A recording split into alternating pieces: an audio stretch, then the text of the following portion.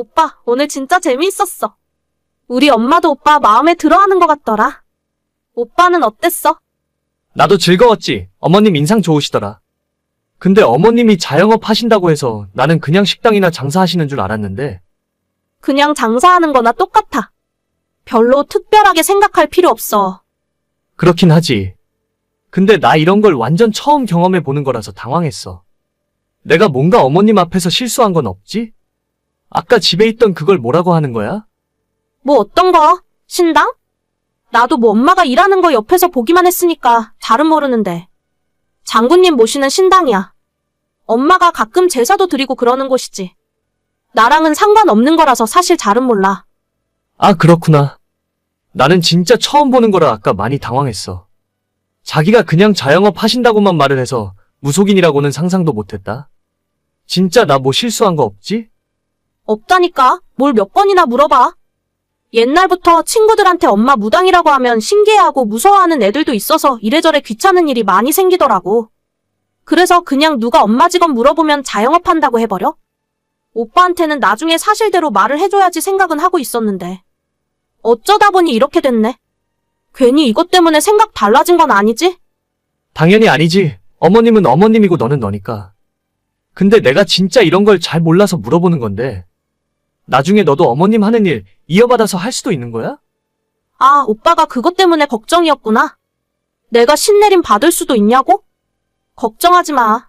엄마가 그러는데 나는 아예 그런 게 없대. 사람들이 신기라고 하잖아. 예민한 사람들은 일반인 중에서도 뭔가 보이고 그런 사람들이 있다고 하던데. 난 우리 엄마 옆에서 20년 넘게 살면서도 한 번도 뭐가 보인 적이 없더라. 엄마가 나보고 너는 장군님 신이 몸에 들어왔다 나가도 모를 정도로 둔해서 이쪽 일은 재능이 전혀 없다고 했어. 그렇구나. 어머님도 대단하시다. 난 이런 게 진짜로 하시는 건 줄 몰랐거든. 약간 신뢰되는 말일지도 모르겠지만 그런 거 전부 거짓말인 줄 알았어. 그래, 나도 그런 말 많이 들어. 나야 옛날부터 우리 엄마 옆에서 많이 봤으니까 이해하는데. 모르는 사람은 그렇게 생각할 수도 있다고 봐. 오빠, 집에 도착했어? 이제 거의 다 왔어. 지하철 내렸고 집에 걸어가는 중이야. 그럼 빨리 들어가서 씻고 일찍 자. 오늘 정말 고생 많았어. 알겠어. 내가 내일 다시 연락할게.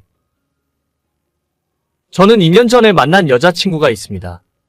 올 초부터 결혼 이야기가 나오게 되어 얼마 전에 여자친구의 집으로 인사를 드리러 가게 되었어요. 여자친구는 아버지가 예전부터 계시지 않았고 어머님과 둘이 산다 하더라고요. 별다른 사전 정보 없이 자영업을 하신다고만 들어서 그렇게 알고 있었는데 막상 집에 도착해보니 평범한 가정집이 아니었습니다. 집안에 신당이 있었고 작두를 비롯해서 영화나 드라마 속에서만 보던 물건들이 집안에 잔뜩 있었습니다. 저는 평소에 미신 같은 걸 전혀 믿지 않기 때문에 이런 곳에 한 번도 가본 적이 없었는데 누가 봐도 무속인의 집이라는 걸 한눈에 알 수 있었어요. 생각지도 못했던 상황에 엄청나게 당황을 했지만 막상 여자친구와 어머님은 이런 일에 익숙한 사람들처럼 평범하게 저를 대하셨습니다. 그래서 저도 별일 아니라 생각했고 오히려 편견을 깨는 계기가 되었다고 생각합니다. 제 부모님은 그 이야기를 듣고 조금 걱정을 하긴 했지만 저와 여자친구 관계만 괜찮으면 상관없다 말씀하셨고 얼마 후 양가 부모님들 상견례 약속까지 잡았습니다. 이대로 순조롭게 풀릴 거라 생각했지만 문제는 그 다음에 일어났습니다. 오빠, 내일 1시 예약인 거 알지? 우리 엄마가 내일 만나기 전에 오빠네 부모님 생년월일이랑 시간 좀 알려달래. 오빠 태어난 시간도 좀 알려주고. 생년월일? 그건 갑자기 왜? 엄마가 오빠네 부모님 처음 만나는 건데. 별다른 건 아니고 간단한 사주라도 봐주고 싶으신 것 같아. 아버님 사업하시니까 재물은 그런 것도 좋고. 아, 근데 우리 가족은 점 같은 건 한 번도 본 적이 없는데 부모님도 별로 그런 것에는 관심이 없으셔서. 그냥 재미로 하는 거지 뭐. 내일 부모님들 처음 만나면 서로 어색할 텐데. 그런 이야기라도 하면 좀 편해지지 않겠어? 그런가? 그러고 보니 좀 어색할 것 같기도 하고. 잠깐만 기다려봐. 내가 카톡으로 우리 가족 생일 정리해서 보내줄게. 태어난 시간까지는 잘 모르는데 부모님한테 한번 물어볼게. 아니야, 시간까지 잘 모르면 그냥 날짜만 알려줘. 어차피 재미로 보는 거니까. 상견례를 하기 전부터 저희 식구의 생년월일을 알려달라 하더라고요. 조금 이상한 생각이 들긴 했지만 여자친구 어머니 직업이니 그럴 수도 있다 싶었어요.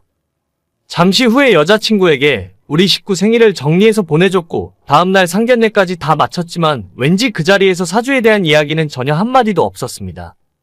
그쪽에서 말을 안 하는데 제가 먼저 물어보기도 그렇고 약간은 어색한 분위기에서 대충 상견례 자리를 마무리했어요. 이럴 거면 뭐하러 생일을 물어봤던 건가 하는 생각이 들던 차에 상견례가 끝나고 부모님과 함께 집에 돌아오는 길에 여자친구에게 연락이 왔습니다. 오빠, 오늘 고생 많았어. 그런데 우리 엄마가 이 결혼은 안 하는 게 나을 것 같다더라. 나도 고민 많이 했는데 지금은 엄마 말을 듣는 게 좋을 것 같아. 뭐? 갑자기 그게 무슨 소리야? 방금 상견례 했는데 결혼을 못 하겠다고? 응, 그냥 그렇게 됐어. 솔직히 나는 오빠랑 헤어지고 싶지 않은데. 내가 엄마랑 같이 살고 있고 지금도 엄마 도움 많이 받고 있는 상황에서 엄마가 하는 말을 듣는 게 나을 것 같더라고. 갑자기 왜 그러시는데? 저번에 내가 인사드리러 갔을 때까지만 해도 그런 말씀 없으셨잖아. 아니, 사실은 어제 사주 본 것도 좀 그렇고. 오늘 오빠네 부모님을 우리 엄마가 처음으로 봤잖아. 근데 나랑 너무 안 맞는다고 하시더라. 결혼하면 내가 엄청 불행해지고 인생이 꼬인대. 일단 오빠네 집안 사람들이랑 내가 완전 상극이라더라. 안 맞는데. 그런 게 어딨어?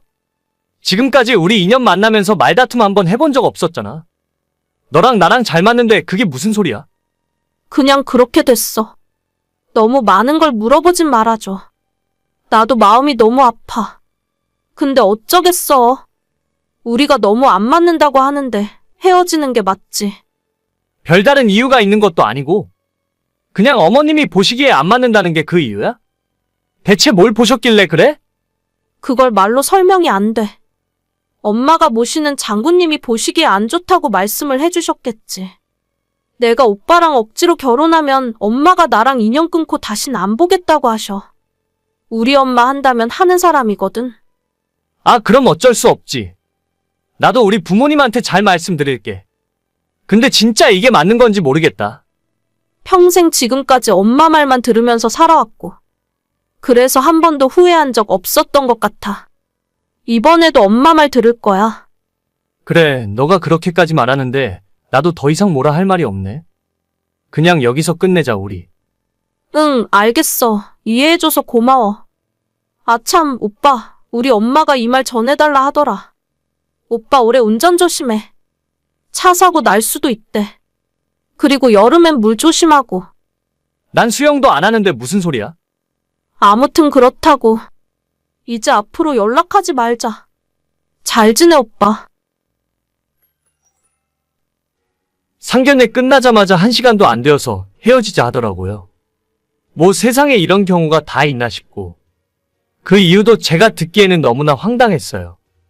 우리 부모님한테 뭔가 보였다는데 이 사실을 제가 부모님께 설명을 해드리고 결혼도 없던 일이 되었다고 말씀을 드렸더니 그냥 저희 부모님은 웃으시더라고요.